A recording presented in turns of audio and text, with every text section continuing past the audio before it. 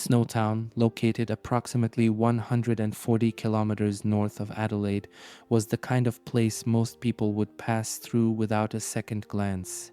With fewer than 500 residents, it was a quintessential small town in South Australia, quiet and unassuming. Known for little more than its open farmland and an old, unused bank building, Snowtown had a reputation as a peaceful, if uneventful, community. But in May of 1999, that reputation was shattered. Police descended on the seemingly ordinary town, their focus on the abandoned bank building that had stood vacant for years. Inside, they found something that would haunt the nation: large industrial barrels filled with human remains. Snowtown, an otherwise forgettable speck on the map, was about to become infamous, synonymous with one of the most horrific series of crimes in Australia's history. The gruesome find was the result of months of painstaking investigation by South Australian police. In the barrels, investigators found dismembered bodies dissolved in acid, a calculated and macabre method of body disposal. The discovery initially left authorities with more questions than answers. Who were the victims? How had they ended up in this remote vault? And most disturbingly, who was responsible? It wasn't just the sheer brutality of the killings that shocked the nation, it was the scale. The barrels contained remains linked to multiple victims, some of whom had been missing for years. Many of the victims were individuals on the fringes of society, which had made their disappearances less noticeable. As the barrels were removed and the forensic analysis began, investigators realized they were dealing with something unprecedented: a methodical, carefully executed series of murders carried out over nearly a decade. This wasn't the work of one person. The evidence suggested the involvement of multiple perpetrators working together in a network of horror. The discovery at the bank vault was only the beginning of what would become one of Australia's most complex and chilling criminal cases. At the center of the investigation was one name: John Bunting.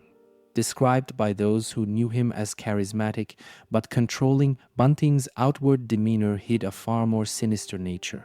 He wasn't just a killer, he was the orchestrator of a group that carried out horrific acts of violence. Joining him in this gruesome network were Robert Wagner, Bunting's trusted confidant, and James Vlasakis, a younger, more impressionable accomplice who would later become a key figure in uncovering the truth. The group's victims were chosen based on a twisted moral code. Bunting despised certain individuals, especially those he believed to be pedophiles or homosexuals. However, his motives weren't as righteous as he claimed. Many of the victims were acquaintances or vulnerable individuals the group could manipulate and exploit. Some were killed after being coerced into signing over their welfare benefits, providing financial gain for the group. Bunting's ability to manipulate those around him extended to his accomplices. He cultivated loyalty through fear and control, creating a dynamic where his word was law. Wagner, known for his violent tendencies, carried out Bunting's orders without hesitation, while Vlasakis, who had suffered abuse and neglect in his own life, became an easily influenced participant in the crimes. What began as a group of like-minded individuals with shared prejudices devolved into a killing machine. Their victims were subjected to unspeakable cruelty, with Bunting and Wagner reveling in the power they held over life and death. By the time the group was caught, they had left behind a trail of devastation, including at least 12 confirmed victims. Yet, for years, their crimes went unnoticed, hidden behind a facade of normalcy. To those who encountered him casually, John Bunting might have seemed like any ordinary man. He was described by acquaintances as friendly, approachable, and even charming. But behind his calm and composed exterior lay a deeply troubled individual, driven by a hatred that would manifest in unspeakable acts of violence. Born in Queensland in the late 1960s, Bunting's early life was marked by isolation and a simmering anger that would later define his actions. Bunting harbored intense prejudices, particularly against those he deemed undesirable, including individuals he believed to be pedophiles or homosexuals. These views were amplified by an unrelenting need for power and control, traits that made him both dangerous and manipulative. He had a particular knack for identifying and exploiting the vulnerabilities of those around him, which allowed him to recruit others into his twisted vision. Though Bunting portrayed his actions as a form of vigilante justice, his motivations were far from noble. He derived a perverse satisfaction from controlling his victims physically, psychologically, and financially.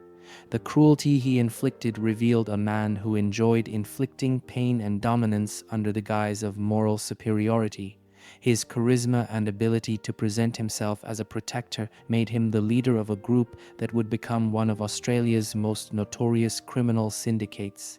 John Bunting did not act alone. His charm and manipulative nature allowed him to draw others into his orbit, forming a close-knit group of accomplices who became instrumental in carrying out his crimes. Among them were Robert Wagner, his right-hand man, James Vlasakis, a vulnerable young man who became deeply involved, and others who were either complicit or coerced into participating. Robert Wagner was one of Bunting's most loyal followers. A man with a violent streak and a willingness to carry out Bunting's orders, Wagner became a trusted accomplice, helping to execute many of the murders. Wagner's allegiance to Bunting seemed rooted in both fear and admiration, as he willingly carried out acts of unimaginable cruelty. James Vlasakis, in contrast, was an impressionable young man with a troubled past. Having endured abuse and neglect, he became an easy target for Bunting's manipulation. Vlasakis sought approval and belonging, which Bunting provided, albeit at a horrific cost. He would later admit to participating in multiple murders, his role solidifying the group's operations and expanding their reach. This group was more than a collection of individuals. It was a deadly pact built on shared hatred, fear, and depravity. Bunting manipulated each member, cultivating loyalty through a toxic mix of intimidation and camaraderie. Together, they orchestrated a killing spree that stretched over years, leaving a trail of devastation and despair. John Bunting's warped moral code guided his choice of victims. He and his accomplices targeted those they deemed inferior or unworthy of compassion, often labeling them as pedophiles or homosexuals without evidence. However, the criteria for selection often extended beyond this justification. Many victims were chosen simply because they were vulnerable, isolated, or financially exploitable. Some victims were acquaintances, neighbors, or even family members of the group. Bunting's manipulation often involved turning others against the chosen targets, sowing distrust and fear to justify their murders. In some cases, the victims were lured into a false sense of security, only to be subjected to horrific violence. A particularly chilling aspect of the group's crimes was their exploitation of their victims' financial resources. Many were coerced into handing over their bank details or signing documents that allowed Bunting and his accomplices to access welfare payments. This added a calculated, profit-driven element to their brutality. These victims, often already marginalized or struggling in life, were manipulated, tortured, and ultimately murdered. Bunting's methods of selection revealed not just a hatred of specific groups, but a deep-seated desire for power and control over the weakest members of society. The methods employed by John Bunting and his accomplices were as calculated as they were horrifying. Each victim endured a nightmarish ordeal before their death, a process designed to maximize suffering and assert control. The group's approach combined psychological manipulation with physical brutality, leaving scars not only on their victims, but also on the investigators who later uncovered their crimes. Many victims were coerced into revealing personal details, such as bank account information, under the guise of threats or false promises. The killers would force them to record messages or leave voice messages that gave the illusion they were still alive. These recordings were used to deceive family members and government agencies, ensuring that welfare payments continued uninterrupted. This financial gain became a key motive in many of the murders, blending greed with sadism. Once the victims were no longer of use, they were brutally killed. The group's chosen method of disposal, submerging dismembered bodies in barrels filled with acid, was as gruesome as it was strategic. It helped conceal evidence while creating a chilling, tangible representation of the group's atrocities. However, the killers overlooked one crucial detail. The barrels would eventually become the very evidence that unraveled their crimes, leaving behind a forensic trail that police would later piece together. For years, the group's crimes flew under the radar. The killers preyed on individuals who were often isolated or estranged from their families, people whose disappearances might not raise immediate alarm. However, as the years passed and more individuals vanished, suspicions began to emerge within the community. Families of the victims started to notice strange patterns. Welfare payments stopped, phone calls went unanswered, and visits were abruptly canceled. While the group made efforts to cover their tracks with fabricated stories or fake messages from the victims, their web of lies couldn't hold indefinitely. Some families reported their loved ones missing, but the scattered nature of the cases made it difficult for law enforcement to connect the dots initially. The killers' attempts to deflect suspicion only added to the mystery. In some cases, they would claim that the victims had moved away, found new opportunities, or decided to cut ties with their families. These fabrications delayed the investigation and bought the group more time to continue their horrific spree. However, cracks were beginning to show, and the community's growing unease would soon lead to the unraveling of their crimes. The discovery of the barrels in Snowtown's abandoned bank vault was the pivotal moment that transformed scattered suspicions into a full-blown criminal investigation. Acting on leads from missing persons reports and financial inconsistencies, police zeroed in on John Bunting and his associates. What they found inside the vault shocked even the most seasoned detectives. The barrels, reeking of chemicals and decay, contained the dismembered remains of multiple victims. Forensic investigators faced the grim task of identifying the bodies, piecing together evidence that would later tie the crimes to Bunting's group. The sheer scale of the discovery left no doubt. This was the work of a coordinated and methodical network of killers. The investigation quickly expanded as police uncovered additional evidence linking the murders to missing persons cases spanning nearly a decade. Bank records, forged documents, and witness statements painted a damning picture of a group that had operated with impunity for years.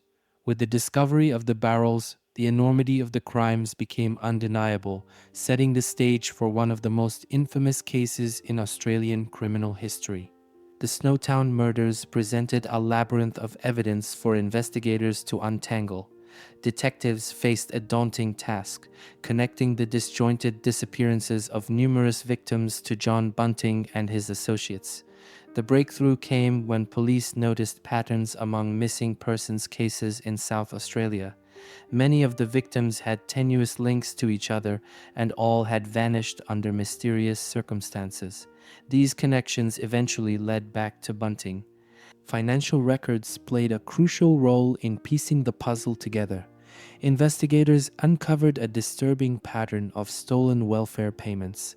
The victims' accounts were still active long after they had disappeared, with money being withdrawn regularly. This trail of financial exploitation pointed directly to the perpetrators, who had been using their victims' identities to sustain their crimes. As police delved deeper, they unearthed evidence that painted a horrifying picture.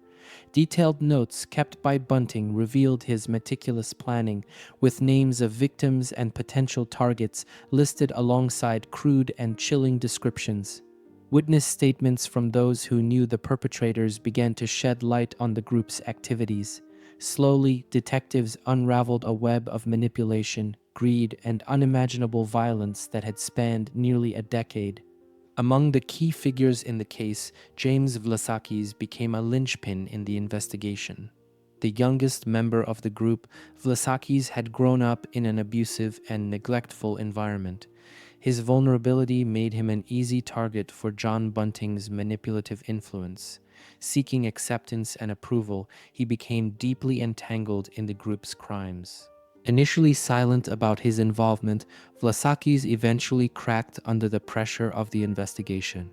His confession was a turning point in the case. He provided investigators with crucial details about the murders, the group's dynamics, and their methods. Vlasakis described how Bunting and Wagner would manipulate their victims, isolating them from others and using fear to exert control. He also revealed the horrific treatment victims endured before their deaths. Vlasakis' testimony was instrumental in linking the group to multiple murders and securing evidence that would hold up in court. While his cooperation earned him a reduced sentence, it did little to redeem him in the eyes of the public. His willingness to participate in the killings, even under Bunting's influence, marked him as both a victim of manipulation and a perpetrator of unimaginable cruelty. The peaceful town of Snowtown, once known only as a quiet agricultural community, was thrust into the national and international spotlight in the wake of the murders. For the town's residents, the newfound notoriety was a bitter pill to swallow.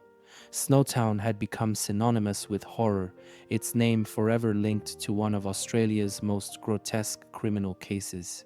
Local residents struggled to reconcile their idyllic surroundings with the atrocities that had occurred in their midst. Many felt a deep sense of shame and frustration as the town became a dark punchline in media coverage and public discourse. The abandoned bank vault, once a forgotten relic of a bygone era, was now a symbol of unfathomable evil. Businesses in Snowtown suffered as the case turned the town into a morbid curiosity for outsiders.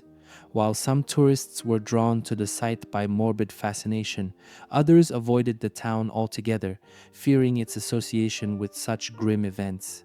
For years, Snowtown's residents worked to reclaim their community's identity, but the shadow of the case loomed large. Today, Snowtown serves as a reminder of how deeply a crime can affect not only the victims and their families, but also an entire community. The scars left by the murders remain etched in the collective memory of the town, a chilling testament to the horrors that unfolded behind closed doors. In May 1999, the police investigation culminated in a series of arrests that sent shockwaves through South Australia. John Bunting, Robert Wagner, and James Vlasakis were apprehended, along with Mark Haydon, an associate who had assisted in disposing of the bodies. The arrests marked the end of the group's horrific spree, but also the beginning of an arduous legal process. The evidence against the group was overwhelming. In addition to the barrels discovered in Snowtown, police found notebooks, lists of potential victims, and financial records tying the suspects to their crimes. Interviews with witnesses and former associates further solidified the case, painting a chilling picture of a group that had operated with impunity for years. The arrests brought a measure of relief to the families of the victims, but they also raised new questions. How had the killers evaded detection for so long? Could these atrocities have been prevented? As Bunting, Wagner, and Vlasakis were taken into custody, the public braced for what would become one of the most harrowing trials in Australian history. The Snowtown case led to a series of trials that would span years, becoming some of the longest and most publicized in Australian legal history. The courtroom became a battleground as prosecutors laid bare the horrific details of the murders. Graphic evidence, including forensic reports and recorded confessions, painted an undeniable picture of guilt.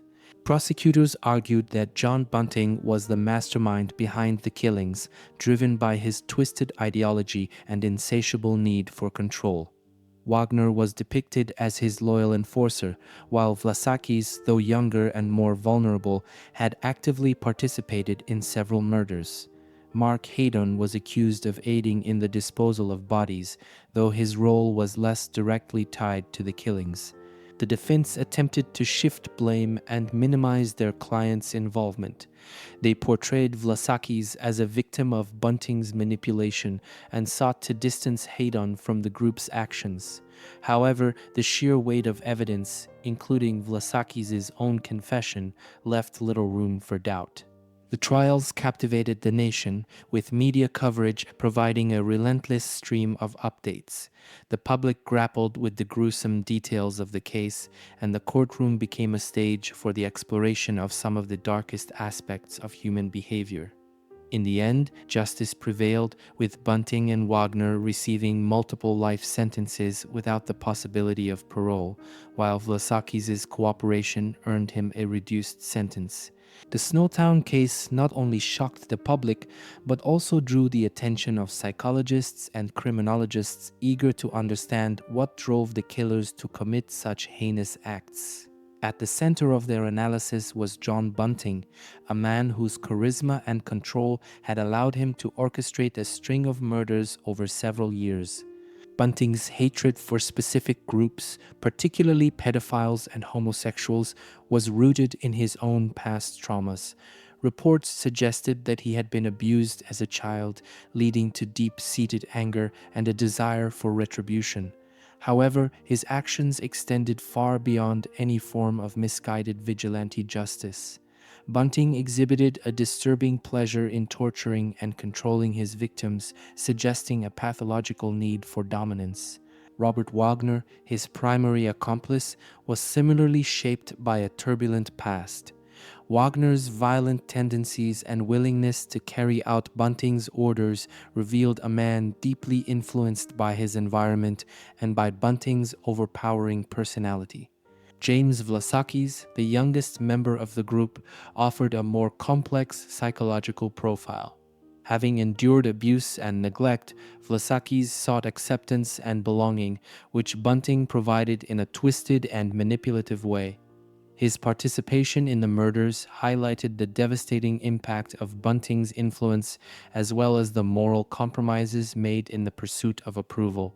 Psychologists concluded that the Snowtown killers were a product of deeply rooted prejudice, personal trauma, and a shared willingness to exploit and harm others. Their crimes were as much about power and control as they were about the hatred they professed, leaving a legacy that continues to baffle and horrify experts to this day. When the full extent of the Snowtown murders came to light, Australia was left in a state of collective disbelief and horror. The sheer brutality of the crimes, combined with the prolonged period over which they were committed, raised unsettling questions about how such atrocities could go undetected for so long. The public grappled with the idea that these murders had occurred not in secretive isolation, but within everyday communities, often targeting people on society's fringes. Media coverage of the case was relentless, and the macabre details of the murders quickly became front-page news. From the barrels in the bank vault to the profiles of the killers, every new revelation fed a public hunger for understanding the seemingly incomprehensible. However, the media's fixation also brought criticism. Some argued that the sensationalism surrounding the case overshadowed the victims' stories, reducing them to mere footnotes in the broader narrative of the killer's depravity. Beyond the headlines, the Snowtown murders prompted a national reckoning. How could a group of individuals commit such heinous acts without raising alarms? What role did systemic failures play in allowing these crimes to persist? These questions lingered, reflecting a nation struggling to process the dark reality that had unfolded within its borders. The sentencing phase of the Snowtown case brought a sense of closure, but it also reignited public outrage over the killer's actions. John Bunting and Robert Wagner, the two masterminds behind the murders, were both sentenced to multiple life terms without the possibility of parole. Their sentences reflected the court's acknowledgement of the calculated and remorseless nature of their crimes. James Vlasakis, who had cooperated with investigators and provided critical testimony, received a reduced sentence of life imprisonment with the possibility of parole after 26 years. While his cooperation had been vital in securing convictions for Bunting and Wagner, it did little to assuage public anger. Many viewed Vlasakis as complicit in the group's heinous acts, and his relatively lighter sentence became a contentious point in discussions about justice and accountability. Mark Haydan, though not directly involved in the murders, was convicted of assisting in the disposal of the bodies. He received a lesser sentence, but his role in covering up the crimes ensured he too would face significant time behind bars. The sentences handed down brought an end to one of Australia's most complex legal battles, ensuring that the perpetrators would spend the rest of their lives removed from society. Yet, for the victims' families, no sentence could truly compensate for the pain and loss they had endured. The Snowtown murders left an indelible mark on Australian society, sparking debates and reforms that continue to resonate decades later. One of the most profound impacts was on the nation's understanding of mental health and the ways in which prejudice and past trauma can fuel violence.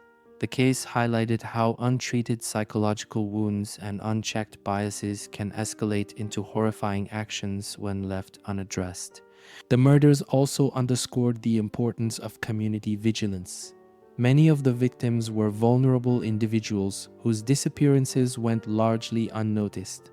This raised critical questions about society's responsibility to protect its most marginalized members and the role of law enforcement in identifying patterns of violence before they spiral out of control. Additionally, the case prompted introspection about how such crimes are reported and consumed. The media's sensational coverage drew criticism for prioritizing shock value over sensitivity, and the ethical implications of dramatizing real-life tragedies became a subject of ongoing debate. Films and documentaries inspired by the case, such as the critically acclaimed movie Snowtown 2011, further fueled discussions about the fine line between storytelling and exploitation. The Snowtown murders remain a haunting chapter in Australia's history, a stark reminder of the darkness that can lurk beneath the surface of ordinary life. While the legal proceedings have concluded, the broader lessons from the case continue to influence conversations about justice, mental health, and the collective responsibility of a society to protect its most vulnerable. The Snowtown murders have long been a subject of fascination for true crime enthusiasts, inspiring films, books, documentaries, and even theatrical adaptations. Chief among these is the critically acclaimed film Snowtown 2011, which offered an unflinching depiction of the events leading up to the murders. However, such portrayals have not been without controversy. Critics have questioned whether these adaptations cross ethical boundaries by sensationalizing the suffering of the victims. Some argue that turning real-life horrors into entertainment risks overshadowing the humanity of those who lost their lives, reducing them to mere plot devices in a narrative centered on the killers. Families of the victims, too, have expressed discomfort with the way their loved ones' deaths have been portrayed, often without their input or consent. The ethical debate extends beyond dramatizations to the broader true crime genre. Where should the line be drawn between raising awareness and exploiting tragedy? The Snowtown case, with its disturbing details and complex psychological underpinnings, has become a focal point for this discussion, forcing creators and audiences alike to grapple with the implications of consuming and producing such content. Despite the exhaustive investigation, multiple trials, and countless hours of analysis, the Snowtown murders leave behind questions that may never be fully answered. Chief among them is how such a network of crimes could persist for so long without detection. The group operated for nearly a decade, preying on vulnerable individuals, many of whom were already marginalized and overlooked by society. This raises uncomfortable questions about systemic failures in law enforcement and social services. Could the murders have been prevented? Some argue that earlier intervention, whether through better policing, stronger community ties, or improved mental health support, might have saved lives. Others point to the insidious nature of the group's operations, noting that the killers' careful manipulation and ability to hide their tracks made detection extraordinarily difficult. Even today, the case invites speculation. Were there more victims than those identified? Did other individuals know about the crimes but choose to remain silent? These lingering mysteries ensure that the Snowtown murders remain a topic of discussion, not only as a cautionary tale, but also as a sobering reminder of the hidden dangers lurking in society. The Snowtown murders stand as one of Australia's darkest and most chilling chapters. The sheer brutality of the crimes, the psychological complexity of the killers, and the systemic failures that allowed the murders to continue all contribute to the case's haunting legacy. What drives people to commit such unspeakable acts? How can communities better protect those who are most vulnerable? And what can society do to ensure that atrocities like these are never repeated? These are the questions that linger long after the trials have ended and the headlines have faded. Let us know your thoughts in the comments. What lessons can be learned from the Snowtown murders? How can we as a society prevent similar tragedies in the future? Let's discuss.